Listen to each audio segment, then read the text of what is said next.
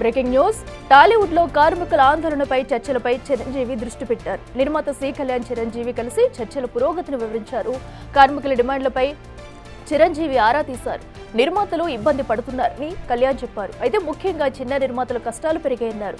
ప్రతిరోజు చిరంజీవి కార్మికుల సమ్మెకు పరిష్కార మార్గాలపై ఆరా తీస్తున్నారని చెప్పారు.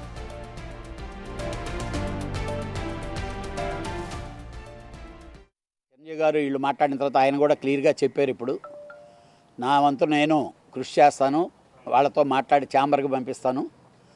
Telugu film chamber of commerce, Telugu film producers council మీరు కూర్చొని ఒక కంక్లూషన్కి పట్టు విడుపులు వదిలి ముందుకి సాగండి అని చెప్పారు.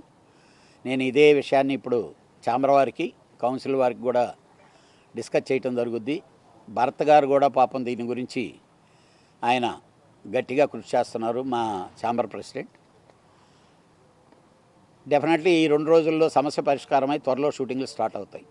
నేను చిరంజీవి గారికి ఓన్లీ మెసెంజర్గా వచ్చానండి. అంటే కామన్గా ఆయన ఏంటంటే మొత్తం ఏం జరుగుతుంది, తను ఏమన్నా చేయాల్సింది ఉంటే చేద్దామనే దాంట్లో చెప్పడానికి నేను ఇది తప్పితే ప్రత్యేకంగా దీన్ని ఏదో వన్ సైడ్ మీటింగ్లా కాదు.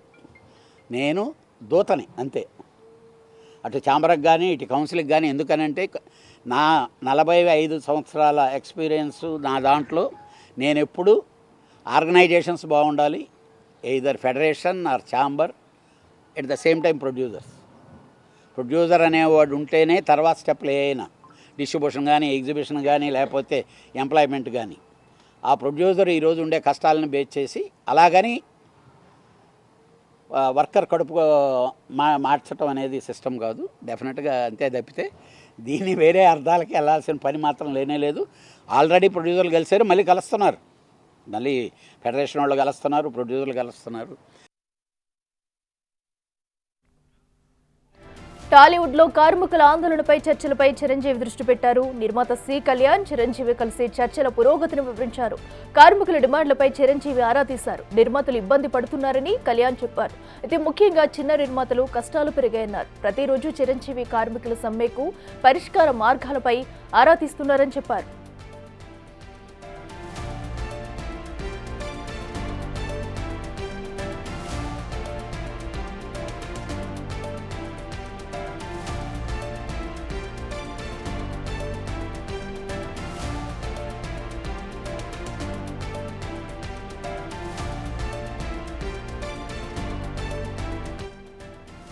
రెడ్డికి ఇదే అంశానికి సంబంధించి మరింత సమాచారం మా ప్రతినిధి విజయ్ ఫోన్ అందిస్తారు. విజయ్, చెప్పండి, అటు కార్మికుల సమ్మెకి సంబంధించి, అటు ప్రొడ్యూసర్లకు సంబంధించి కూడా అటు చిరంజీవి దృష్టి పెట్టినట్టు తెలుస్తుంది. అయితే ఇప్పటికైనా ఈ వ్యవహారంపై ఎలాంటి నిర్ణయాలు తీసుకునే అవకాశం ఉందనుకోవచ్చు? ఒక కొలిక్కి వచ్చే అవకాశం కనిపిస్తుందా?